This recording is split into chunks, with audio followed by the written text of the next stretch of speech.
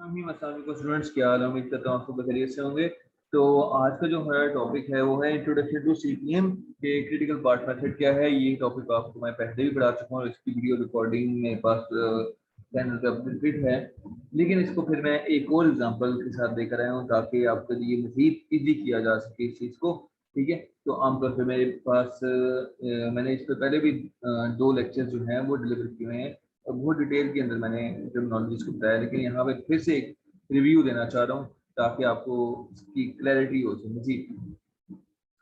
तो यहाँ पर अब हम सबसे पहले देखते हैं कि ये यूज कहाँ पे होता है। क्रिटिकल पाथ मेथड बेसिकली ये प्रोजेक्ट मैनेजमेंट में यूज होता है। जब आप प्रोजेक्ट मैनेज कर रहे होते हैं या फिर कोई भी सॉफ्टवेयर क्रिएट कर रहे होते हो, कब तक बनेगा, कब बनेगा वगैरह वगैरह, जब प्लानिंग कर रहे होते हो, शेड्यूल कर रहे होते हो, ठीक है।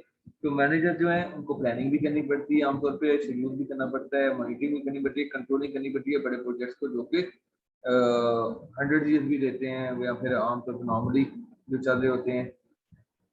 तो आम छोटे मोटे प्रोजेक्ट्स के लिए भी इसको इस्तेमाल किया जाता है और बड़े प्रोजेक्ट्स के लिए भी किया जाता है, ठीक है। तो दो तरह की चीजें हैं हमारे पास, दो टाइप्स हैं हमारे पास, एक है क्रिटिकल पाथ मेथड और एक है पर्ट वैल्यूज पर्ट, यानी कि project evaluation and review technique. तो हम आज सीपीएम के बारे में देखते हैं और उसको देख जानने की कोशिश करते हैं कि ये क्या है। तो क्रिटिकल पाथ मेथड क्या है बेसिकली, जब प्रोजेक्ट आपके पास आता है ना, तो आप उसको डिवाइड कर देते हो इनटू सब टास्क या सब एक्टिविटीज में, या उनको एक्टिविटीज का नाम देते हो, ठीक है। जैसे कि आपकी प्लानिंग होगी, आपकी डेवलपमेंट होगी, आपकी ऑर्गेनाइजिंग होगी, रिसोर्सेज को मैनेज करना हो गया, वगैरह वगैरह की सारी चीजें। तो आप मेन प्रॉब्लम को डिवाइड कर देते हो सब प्रॉब्लम्स में और उनको एक्टिविटी का नाम देते हो। तो बेसिकली ये क्रिटिकल पाथ मेथड क्या है, ये आपकी उन एक्टिविटीज, उन स्टेप्स का एक सीक्वेंस है जिसके थ्रू आपको प्रोजेक्ट को कंप्लीट कर सकोगे, ठीक है। ये बेसिकली सीक्वेंस है उन एक्टिविटीज का, यानी कि आपको पहले लेट्स सपोज ए एक्टिविटी करनी है, फिर उसके बाद बी एक्टिविटी करनी पड़ेगी, फिर सी करनी पड़ेगी, फिर डी करनी पड़ेगी, फिर एफ तक पहुंचो, ठीक है। तो इस तरह से है। तो ये एक्टिविटीज का एक लंबा सीक्वेंस हो जाता है जिसमें वो आपके पूरे के पूरे प्रोजेक्ट को एवेल्युएट करते हैं कि कितना टाइम लगेगा एक प्रोजेक्ट को कंप्लीट करने में। क्रिटिकल पाथ मेथड हमें इस चीज का आंसर करता है कि हमें एक प्रोजेक्ट को खत्म करने में कितना टाइम लगेगा। तो बेसिकली ये सारा कुछ मैथमेटिकल है, कोई बड़ी चीज नहीं है और बहुत इजी है। 1950 में इसको बनाया गया था, कैली वॉल्कर ने बनाया था इसको और असिस्ट किया था building and maintain the chemical plants के लिए, ठीक है। और इनिशियल क्रिटिकल पाथ मेथड जो है वो प्लांट मेंटेनेंस के लिए इस्तेमाल हुआ था, ठीक है। उसके बाद नेक्स्ट हम देखते हैं कि critical path method is a sequence of activities from start to end of a project. मतलब कि स्टार्ट से लेकर एंड तक जितने भी एक्टिविटीज आएंगी उनका सीक्वेंस है कि पहले कौन सी आनी है, दूसरी एक सीक्वेंस के साथ आएंगी। जिन जिन सीक्वेंस के थ्रू काम होता रहेगा उस सीक्वेंस के साथ ही आएंगी आमतौर पर, ठीक है। तो पहले ही पेज पे इसको बनाया जाता है और इसके मुताबिक काम किया जाता है, ठीक है। ये नहीं कि काम पहले किया जाता है और फिर इसको बनाया जाता है, ऐसा नहीं है। प्लानिंग फेज में इसको बनाना होता है। Although many projects have only one critical path, some projects may have more than one critical path depending on the flow logic used the project. क्या होता है, आमतौर पे नॉर्मली देखा ये जाता है कि प्रोजेक्ट्स जो है उनका एक क्रिटिकल पाथ निकलता है, लेकिन एक से ज्यादा भी निकल सकते हैं और वो आपके फ्लो लॉजिक पर डिपेंड करता है कि आप किस तरह से लेके चल रहे हो। तो कुछ एसेंशियल टेक्निक्स जो हैं जो कि सीपीएम को कंसिडर करने में यूज हो रही हैं वो बताया जा रहा है कि पहले जो है लिस्ट ऑफ एक्टिविटीज हैं जो कि पूरे के पूरे प्रोजेक्ट को कवर करेंगे, ठीक है।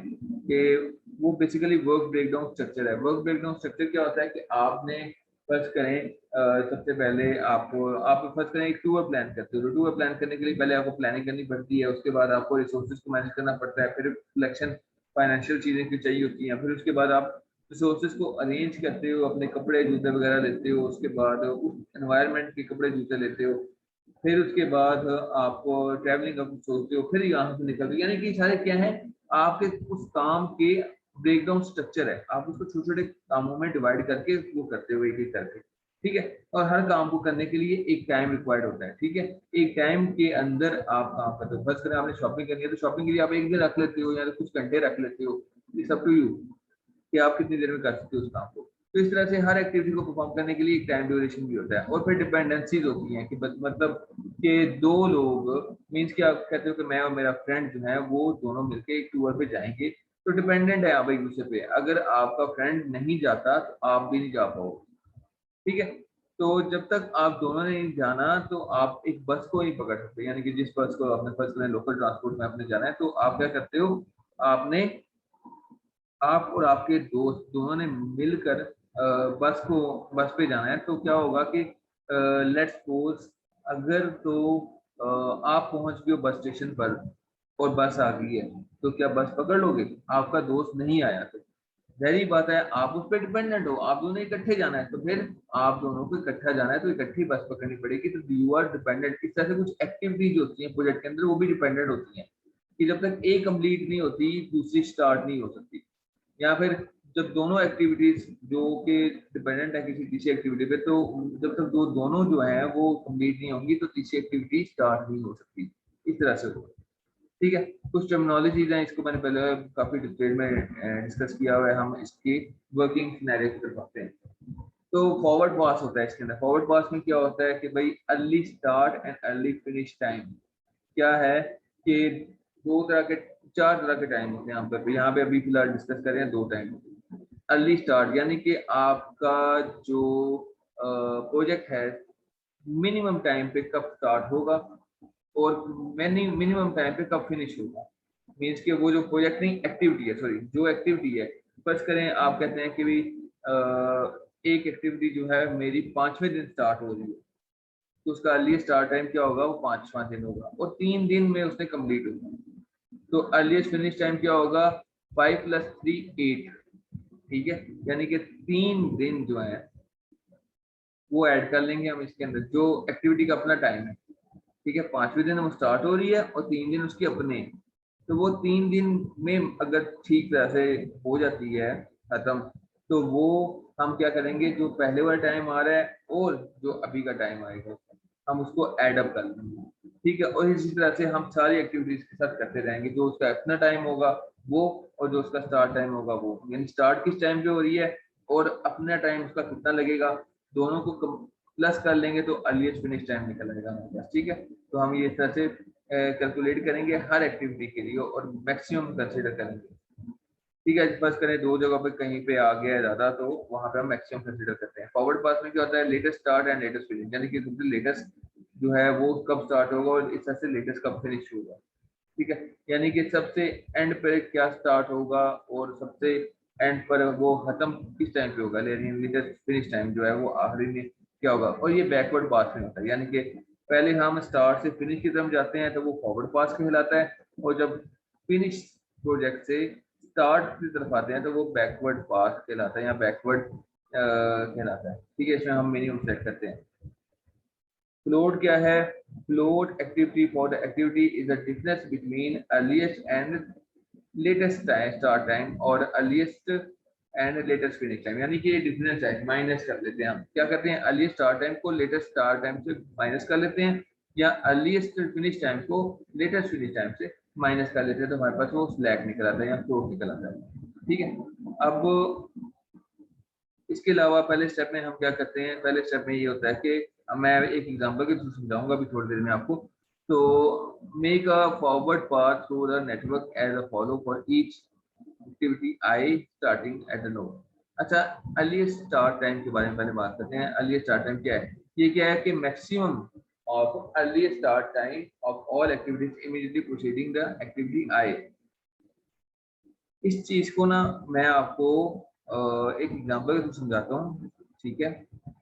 अर्लीस्ट फिनिश टाइम क्या होगा, अर्लीस्ट फिनिश टाइम जो है अर्लीस्ट स्टार्ट टाइम को हम ऐड अप कर लेंगे और जो एक्टिविटी का अपना टाइम है वो दिया गया होगा कि एक एक्टिविटी को इतना टाइम लग जाता है, तो वो उसके साथ हम प्लस कर देंगे तो वो हमारे पास अर्लीस्ट फिनिश टाइम आ जाएगा, ठीक है। इस तरह से लेटेस्ट स्टार्ट फिनिश टाइम क्या होता है और लेटेस्ट स्टार्ट टाइम क्या होता है। लेटेस्ट स्टार्ट टाइम जो है वो हमने क्या करना है कि लेटेस्ट फिनिश टाइम में पहले हम देखते हैं कि minimum of latest start time beginning eight the node, ठीक है। ये हम देखेंगे, यानी कि this is the time completion time, यानी कि जो प्रोजेक्ट का जो कंप्लीशन टाइम होगा वही आपका लेटेस्ट फिनिश टाइम होगा, ठीक है। उसके बाद हम क्या करते हैं, लेटेस्ट फिनिश टाइम को हम माइनस करते हैं टाइम एक्टिविटी के साथ, कि जो टाइम की जो जो एक्टिविटी का जो अपना टाइम है ना उसके साथ हम माइनस करेंगे, ठीक है। इस सारे प्रोसेस को मैं एक एग्जांपल के थ्रू समझाता हूँ, आपको बहुत अच्छी समझ आएगी उसकी। यहाँ से हम एग्जांपल स्टार्ट करते हैं, ठीक है। For example, the Galactic University is considering a building a new athletic complex on campus would provide a new gymnasium for inter-university college games, expanded office space, classrooms, and intramural facilities. The following activities would have to be undertaken before construction starts. उसने क्या किया है, उसने कहा है कि भाई एक नया जिम्नेजियम चाहिए, वो क्रिएट करना है, तो उसके लिए हमें एक प्रोजेक्ट को लॉन्च करना पड़ रहा है, तो उसके लिए कौन कौन सी एक्टिविटीज होंगी, हमें क्या करना पड़ेगा। तो उसने कहा कि एक्टिविटीज सिंपलिसिटी के लिए ABCD का नाम दे दिया, उसने डिस्क्रिप्शन किया कि भाई बिल्डिंग का सर्वे किया जाएगा, फिर 12 इनिशियल डिजाइन किया जाएगा, फिर ऑब्टेन बोर्ड अप्रूवल होगी, ये दो चीजें। फिर उसके बाद सिलेक्ट आर्किटेक्ट करना पड़ेगा, फिर बजट को एस्टेब्लिश करना पड़ेगा, फिर डिजाइन को फाइनलाइज करना पड़ेगा, फिर फाइनेंसिंग लेनी पड़ेगी और फिर कंट्रैक्टर को हायर करना पड़ेगा। ये जनाब जो छोटा सा काम है एक बिल्डिंग की अप्रूवल के लिए, उसके लिए हमें कितना वक्त दरकार होगा, ठीक है। वो उसने बता दिया कि भाई आपको साइड बिल्डिंग साइट की सर्वे करने के लिए आपको 6 हफ्ते दरकार है। तो वो टाइम इस एक्टिविटी का, इस ए एक्टिविटी का, जिसका मतलब ये है सर्वे बिल्डिंग साइट, वो 6 हफ्तों की है। बी जो है उसका 12 इनिशियल डिजाइन जो है वो 8 हफ्तों पे है। फिर सी जो है वो 10, 5 इस तरह से करते करते ये पूरा टेबल क्रिएट हुआ है और ये गिवन होगा, एग्जाम में भी गिवन होता है, ठीक है। और नॉर्मली एग्जाम में पेपर में ये क्वेश्चन आया करते हैं। अब इसमें क्या कहा उसने कि प्रोजेक्ट डायग्राम बनाए, पास क्रिटिकल पास बनाए और फिर activity schedule for the project, यानी कि एक्टिविटी शेड्यूल भी क्रिएट करना है आपने। तो सबसे पहले प्रोजेक्ट डायग्राम कैसे बनेगी, देखिए मैंने ये ऑलरेडी अपने एक्टिविटी ऑन नोड और एक्टिविटी ऑन एरोस में मैंने आपको बताया हुआ है कि किस तरह से इसको क्रिएट करना है। पहले सबसे पहले स्टार्ट के बाद क्या होगा, आपकी एक्टिविटी ए शुरू हो रही है और एक्टिविटी बी शुरू हो रही है, आपने इस टेबल को फॉलो करना है, ठीक है। ये देखें, ये किसी पे डिपेंडेंट नहीं है, समझ आ गई, ये किसी पे भी डिपेंडेंट नहीं है, इनका कोई प्रीडिसेसर नहीं है, इसलिए स्टार्ट से शुरू हो रही है। ये एक्टिविटी ए भी स्टार्ट से शुरू हो रही है और एक्टिविटी बी भी स्टार्ट हो रही है। ये प्रीडिसेसर मतलब कि इसके पीछे कोई भी नहीं है, इनका जो पीछे वाला जो नोड है वो कोई भी नहीं, ठीक है, पीछे वाली कोई भी एक्टिविटी इनकी नहीं है, इसलिए यहाँ पे डैश डैश लिखा हुआ है। और सी का पीछे वाला यानी कि जो ए बी है वो सी को, यानी कि सी जो है वो ए बी के कंप्लीट होने के बाद आएगा, इसका मतलब ये है। मैं इसको रीड करना बता देता हूँ आपको कि जो ए एक्टिविटी है उसका प्रीडिसेसर कोई भी नहीं है। प्रीडिसेसर का मतलब है कि पीछे वाली एक्टिविटी कोई भी नहीं होगी, जो पीछे वाली जिसकी एक्टिविटी नहीं होगी वो स्टार्ट से शुरू होगी। तो स्टार्ट नोड से हमने स्टार्ट किया इसको, ए को भी और बी को भी। अब आगे सी आ गया, तो सी जो है वो डिपेंडेंट है आपके ए और बी के खत्म होने पर। तो यहाँ पे देखें, ए जो है वो स्टार्ट हुआ, बी भी स्टार्ट हुआ, और सी कब स्टार्ट होना है, जब ए और बी दोनों ने खत्म होना है। तो ए भी खत्म होगा और बी भी खत्म होगा, तब जाके आपका सी जो है वो स्टार्ट हो रहा है, क्लियर। उसके बाद नेक्स्ट आगे बात करते हैं डी जो है, डी जो है वो कब स्टार्ट होगा, जब सी जो है वो खत्म हो जाएगा, और उसको कितने दिन लगने हैं, 5 दिन लगने हैं, ठीक है। तो सी के बाद क्या आएगा, आपका डी आएगा। तो देखते हैं यहाँ पे कैसे ड्रॉ करना है, सी खत्म होगा तो उसके बाद आपका डी आएगा, तो ये डी आपका आ चुका है यहाँ पे। अब इसके बाद देखते हैं ई कैसे आएगा, ई जो है वो भी सी के बाद आएगा, ठीक है। यहाँ पे देख लें डी और ई जो है वो दोनों सी के बाद आ रहे हैं, इसका मतलब है सी एक्टिविटी जो है उसके दो आएंगे आगे, एक सी एक डी आ गया और एक आपका ई आ गया, ठीक है। अब आगे जाके देखते हैं कि जो आपका ई है वो भी सी से, और एफ जो है वो डी और ई दोनों से लिंक कर रहा है, यानी कि डी और ई जब दोनों खत्म होंगे तब जाके आपका एफ क्रिएट होगा, या एफ जो है वो बनेगा।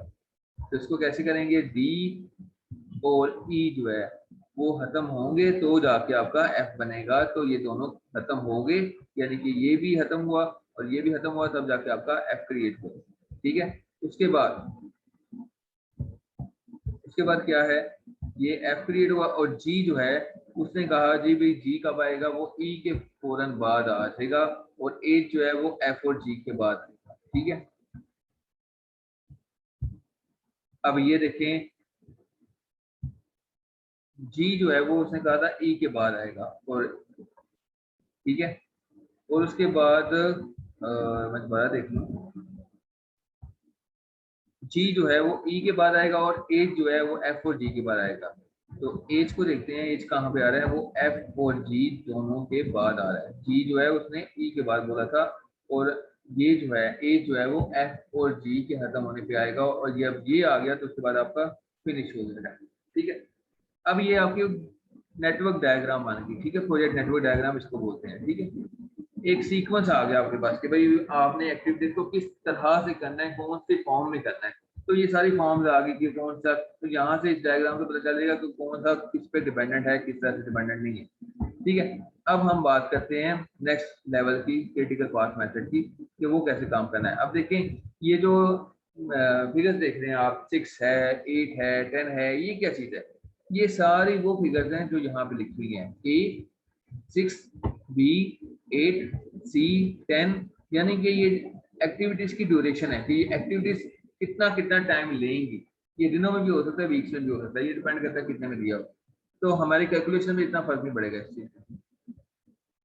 तो कितने वीक्स का ये टाइम लगेगा ये बताया जा रहा है यहाँ पे। ठीक है, तो 6 हफ्ते, 8 हफ्ते, ये सारी एक्टिविटीज में हमने यहाँ पे लिख देना है।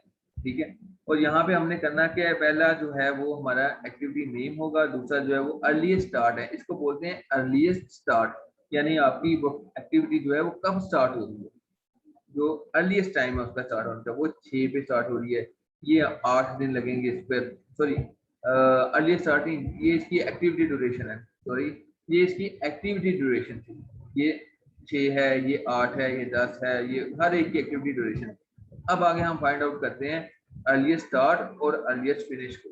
बहुत आसान है, फॉरवर्ड पास हम करेंगे। फॉरवर्ड पास में क्या होता है, हम स्टार्ट से एंड की तरफ जाते हैं, स्टार्ट से फिनिश की तरफ जाते हैं। तो सारे 1 बाय 1 करके हम यहाँ पे जाएंगे स्टार्ट से फिनिश की तरफ। ठीक है, तो यहाँ पे क्या है कि अर्लीस्ट स्टार्ट जो है वो ES भी हम उसे बोलते हैं। तो अर्लीस्ट स्टार्ट जो है वो 0 लिखा हुआ है यहाँ पे, और अर्लीस्ट फिनिश जो है वो 6 लिखा हुआ है।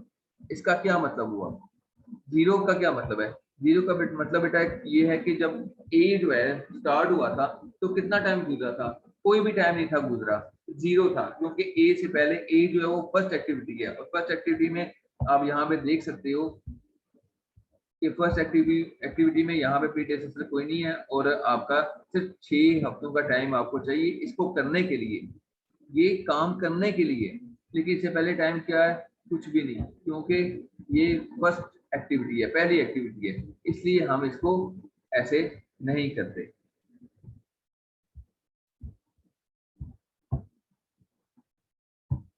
समझ आई बात? उसके बाद ये जो है earliest finish time, earliest finish time क्या होता है, ये वो टाइम है, इसमें क्या होता है, 0 अर्लीस्ट स्टार्ट टाइम के अंदर हम प्लस कर देंगे एक्टिविटी का टाइम। समझ आ रही है बात? इसके अंदर 0 के अंदर, या जो ये जो टाइम है ना अर्लीस्ट स्टार्ट टाइम, इसके अंदर हम एक्टिविटी का जो टाइम है वो जो है, इसको टी कहा जा रहा है। ठीक है, एक्टिविटी टाइम जो है वो टी है, ये चीज। तो EF जो है उसको फाइंड करने का तरीका क्या है, EF को हम ES प्लस टी कर देंगे, यानी 0 प्लस टी, तो हमारे पास अर्लीस्ट फिनिश आ जाएगा। इस तरह से करेंगे तो ये सारा काम हम हर एक के साथ करेंगे, जैसे कि 0 प्लस 6 6, 18 प्लस 5 23, 8 प्लस 10 18, ठीक है, 8 8 0, 8 एंड 6 24 वगैरह वगैरह, इस तरह से करेंगे तो ये सारा हमारा आ जाएगा। और ये हमारा क्या है, ये फॉरवर्ड पास है, यानी यहाँ तक हम 45 वीक्स तक पहुँच गए। ठीक है, 45 वीक्स तक हम यहाँ पे पहुँच गए इधर तक। तो ये हमारे पास टोटल आएगा एक फेज में, ये फॉरवर्ड पास हुआ है, ये एंड तक हो गया, ये फॉरवर्ड पास हुआ है सारा के सारा। अब यहाँ पे देखें, दो चीजें हैं, एक चीज सोचने वाली है, देखने वाली है। देखें 38 है और यहाँ पे 37 है। ठीक है, अब यहाँ पर क्या आएगा इस जगह पर, समझाई बात? यहाँ पे 38 लिखा हुआ है और 37। अब ये देखें, लेट्स सपोज यहाँ पे 6 है और यहाँ पे 8 है, तो दोनों जो है अब दो एक्टिविटीज आ रही हैं। अब 6 भी आ रहा है यहाँ पे और बी भी आ रहा है। अच्छा एक और चीज़ मैं बता दूं आपको जो इम्पोर्टेंट है कि जब आपने यहाँ पे इस तरह से किया, ये सारी बना ली, लेकिन सारी बनाने आपने ऐसे नहीं बनानी एकदम से, आपने स्टार्ट करना है इन एक्टिविटीज के थ्रू। अब ए से स्टार्ट करेंगे और बी से स्टार्ट करेंगे और उसके बाद सी की तरफ आएंगे। तो सी में क्या है आपके पास, यहाँ पे क्या आ रहा है 6, यानी कि पहले 6 दिन गुजरे थे और यहाँ पे कहते 6 दिन नहीं 6 हफ्ते गुजरे थे और यहाँ पे 8 हफ्ते गुजरे हैं। अब कौन सा लें, 6 लें या 8 लें, क्योंकि हमने यहाँ पर क्या देखना होता है, इस जगह पे देखना होता है हमने वो टाइम जो गुजर चुका हुआ है, ठीक है, कि कब ये स्टार्ट होगी, ये स्टार्ट कब होगी, अर्लीस्ट स्टार्ट कब होनी है। तो ये तो ए और बी जो है वो तो इनिशियली 0 थे इसलिए 0 आ गया, लेकिन ये जो है वो इनिशियली 0 नहीं है, इसको 6 हफ्ते गुजर चुके हैं, इसको 8 हफ्ते गुजर चुके हैं। तो इन दोनों में से हमने मैक्सिमम टाइम लेना है, जो मैक्सिमम होगा वो यहाँ पर आएगा सी, ठीक है, क्योंकि ऐसा अब दोनों एक्टिविटीज जो है वो डिपेंडेंट है इस पर, ठीक है, ए भी है और बी है और ये सी है, ठीक है। तो सी जो है डिपेंडेंट है ए और बी के कंप्लीट होने पर, तो कंप्लीट जब दोनों होंगी तब जाके सी स्टार्ट होगी। तो 6 हफ्ते में ए कंप्लीट होगी और 8 हफ्ते में बी कंप्लीट होगी। तो हाँ जाहिर बात है सी को स्टार्ट होने के लिए बी का भी वेट करना पड़ेगा, तो इसलिए 8 हफ्ते का वेट उसको चाहिए, तो 8 हफ्ते यहाँ पे लगेंगे, ठीक है, 8 हफ्ते लग जाएंगे यहाँ पे। तो इसी तरह से आपका ये भी है, डी और ई के खत्म होने के बाद आपके पास एफ स्टार्ट होगा। तो एफ स्टार्ट कब होगा, जब जिसका टाइम ज्यादा होगा हमने वो यहाँ पे लेना है। तो एफ स्टार्ट होगा 24 पे, 24 + 14 38 आ जाएगा आपके पास, ठीक है। इसी तरह से फिर एच है, एच और जी जो है वो कब स्टार्ट होंगे, यानी एज कब स्टार्ट होगा, 38 पे एफ खत्म हो रहा है, 37 पे जी खत्म हो रहा है, तो जो मैक्सिमम है वो हमने लेना है 38 पे एज खत्म स्टार्ट होगा, 7 प्लस करेंगे हम तो 45 पे ये खत्म होगा, ठीक है। इस तरह से हम काम करें। तो अब तो ये एक्टिविटी है। बैकवर्ड पास में क्या होगा, लेटेस्ट फिनिश टाइम जो है वो सेम टू सेम एंड वाली नोट से हम उठाएंगे और एज इट इज ये उठा लेंगे नीचे और ले आएंगे। लेटेस्ट फिनिश टाइम यही है, यानी कि प्रोजेक्ट जो है जब खत्म होगा लेटेस्ट जो है फिनिश टाइम वो यही है। उसके बाद हमने क्या करना है, उसके बाद लेटेस्ट फिनिश टाइम को कैलकुलेट करने का तरीका कार क्या है, लेटेस्ट स्टार्ट टाइम को, sorry this is the latest start time, ठीक है। इसको कैलकुलेट कैसे करेंगे, इसको कैलकुलेट करने का तरीका ये है कि हमने लेटेस्ट फिनिश टाइम से, यानी कि ये लेटेस्ट फिनिश टाइम है, इसको इससे हम माइनस कर देंगे एक्टिविटी ड्यूरेशन, तो हमारे पास आ जाएगा latest finish start time, sorry latest start time, ठीक है। तो ये हमारे पास आ जाएगा, क्लियर होगी बात। तो ये लेटेस्ट स्टार्ट टाइम है, एल एस जो है वो कैसे आएगा, एल एफ में से, यानी एल एफ क्या है ये, और ये कौन सा होगा, ये आखिरी नोड में से हम एज इट इज नीचे ले आते हैं, जो भी आखिरी नोड के ऊपर होगा लेटेस्ट फिनिश टाइम उसी को हम, सॉरी अर्लीस्ट फिनिश टाइम जो होगा उसी को हम लेटेस्ट फिनिश टाइम बना देंगे। और लेटेस्ट स्टार्ट टाइम कैसे कैलकुलेट करेंगे, लेटेस्ट स्टार्ट टाइम में से ये सॉरी लेटेस्ट फिनिश टाइम में से एक्टिविटी ड्यूरेशन माइनस कर लेंगे तो हमारे पास ये आ जाएगा। इस तरह से अब यहाँ पे देखते हैं, इधर से एंड से शुरू करते हैं, 45 माइनस 7 38 आ गया आपके पास, ठीक है। अब यहाँ से इधर भी जा रहा है और इधर भी जा रहा है, तो 38 जो है ये वाला जो है लेटेस्ट फिनिश टाइम जो है यही हम यहाँ पे भी लेके आएंगे, यही हम वहां पे भी लेके आएंगे। ये लेटेस्ट कौन सा टाइम है, it is the latest start time, ठीक है। तो ये लेटेस्ट फिनिश टाइम बन जाएगा, ये लेटेस्ट स्टार्ट टाइम जो है यहाँ पर इधर आके लेटेस्ट फिनिश टाइम बन जाएगा। क्लियर हुई बात कि ये लेटेस्ट फिनिश टाइम जो है, सॉरी लेटेस्ट स्टार्ट टाइम जो है ये यहाँ पे आके लेटेस्ट फिनिश टाइम बन जाएगा, यहाँ पे भी और यहाँ पर भी, ठीक है। तो इन दोनों जगहों पे आया और अब इन दोनों जगहों पे आके क्या हुआ कि 38 माइनस 13 करें तो 25 यहाँ पे बचेगा, ठीक है। 38 में से माइनस 14 करें तो यहाँ पे 24 बचेगा। क्लियर होगी बात, क्या करें हम यहाँ से लेटेस्ट फिनिश टाइम से हम एक्टिविटी खत्म करेंगे तो लेटेस्ट स्टार्ट टाइम बन जाएगा आपके पास। अब देखिए यहाँ पे 24 है और यहाँ पे 25 है, तो जहरी बात है यही चीज आई थी ना हमारे पास जिसको हम यहाँ पे लेके आए थे। अब इन दोनों में से यहाँ पे क्या आएगा इस जगह, 24 और 24, यहाँ पे हम मिनिमम देखते हैं, पहले हम फॉरवर्ड पास में मैक्सिमम देख रहे थे, बैकवर्ड में हम क्या देखते हैं, मिनिमम देखते हैं। तो इस जगह पर ये जो आपका लेटेस्ट स्टार्ट टाइम है, एक ये 24 है और ये एक 25 है, तो देखिए ये दोनों इसके साथ आ रही हैं, यानी ये दोनों वैल्यूज यहाँ पे रिटर्न कर रहा है। तो इनमें से हमने कौन सा देखना है, इनमें से हमने मिनिमम देखना है। तो मिनिमम कौन सा था, 24 या 25? तो 24 मिनिमम था, वो यहाँ पे आ गया। इस तरह से अब ई है और यहाँ पे जी है, ये यहाँ पर भी गया इस साइड पे। तो 24 यहाँ पे है, 24 माइनस 19, ये यहाँ 19 बन गया, यहाँ पे 18 बन गया। तो अब इन दोनों में से यहाँ पे कौन सा जाएगा, जो मिनिमम है 18, 18 यहाँ पे गया, 18 माइनस 10 और ये आपके पास 8 आ गया, और 8 है तो अब ये 8 जो है वो इधर भी गया और इधर भी गया, और यहाँ पे जाकर आपके पास 8 माइनस 8 0 हो गया, और यहाँ पे 8 माइनस 6 जो है वो 2 हो गया।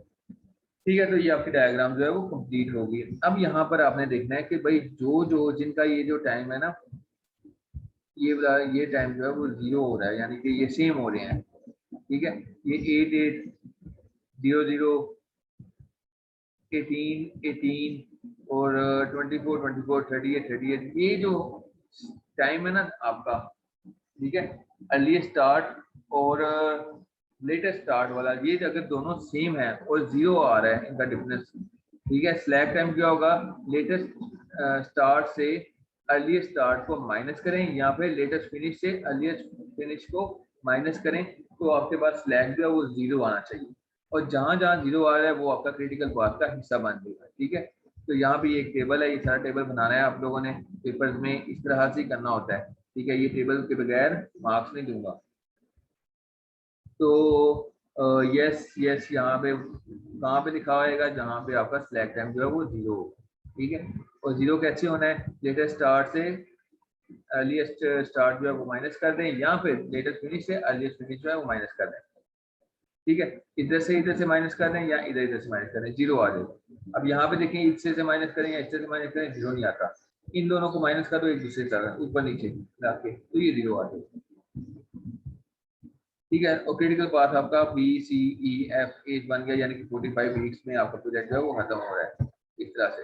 और ये सारा आपके नेटवर्क डायग्राम है, इसके मल्टीपल क्रिटिकल पाथ्स हो सकते हैं। ठीक है, तो आज का लेक्चर जो है हमारा इतना ही था, उम्मीद करता हूँ आपको समझ आई होगी। कोई क्वेश्चन है तो पूछ सकते हैं आप। अल्लाह हाफ़िज़।